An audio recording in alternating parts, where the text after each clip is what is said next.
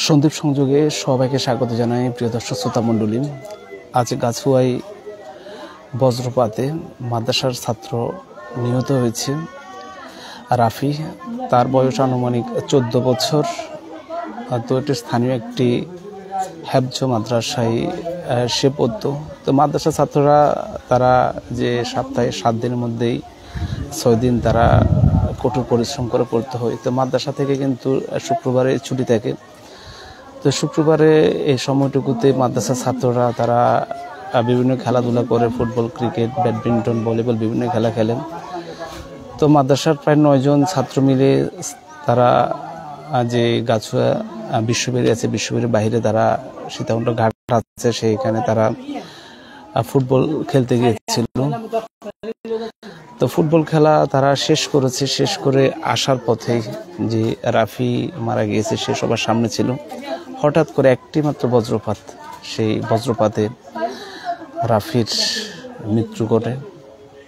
তো রাফি বাবা একটা সময় প্রবাসে ছিল, তো এখন বাড়িতে আছে। বাড়িতে এসে সাংসারিক কাজকর্মগুলো করছে। 2 ভাই 1 বোন। রাফি একটা মেধাবী ছাত্র ছিল। 70 পারা কোরআন তার মুখস্থ হয়েছে, হেফজ করেছে।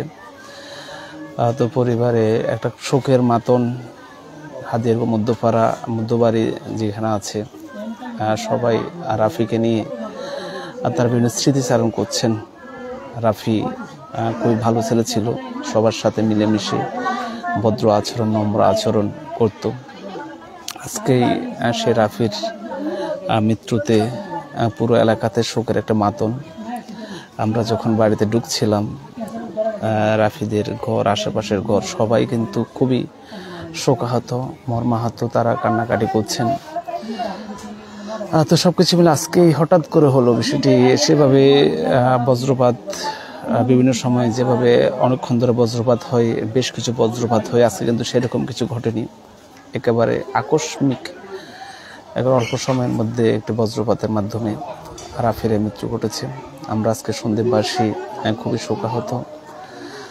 তো আমরা আজকে লাইভের মাধ্যমে আমার সন্দীপবাসীকে একটু আহ্বান করব, সামনের সময়টুকু বজ্রপাতের সময়, ওয়েদার খারাপ থাকলে একটু লক্ষণ দেখলে বজ্রপাতের আমরা নিরাপদ জায়গায় পৌঁছে যাব।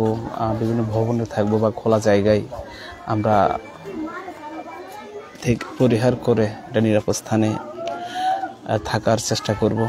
রাফি স্থানীয় যে খান সাহেবের এখানে যে মাদ্রাসাটা আছে সেখানেই কোরআন হেফজ করছেন।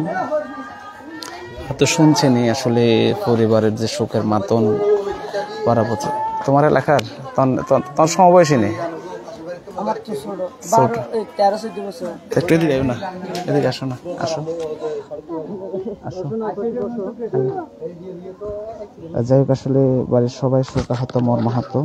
আমরা আজকে সন্দীপ সংযোগের মাধ্যমে আপনাদেরকে এই আহ্বান করব যে যখনই একটা বজ্রপাতের পূর্ব লক্ষণ দেখা যাবে সবাই নিরাপদে থাকবেন, ভালো থাকবেন। ধন্যবাদ।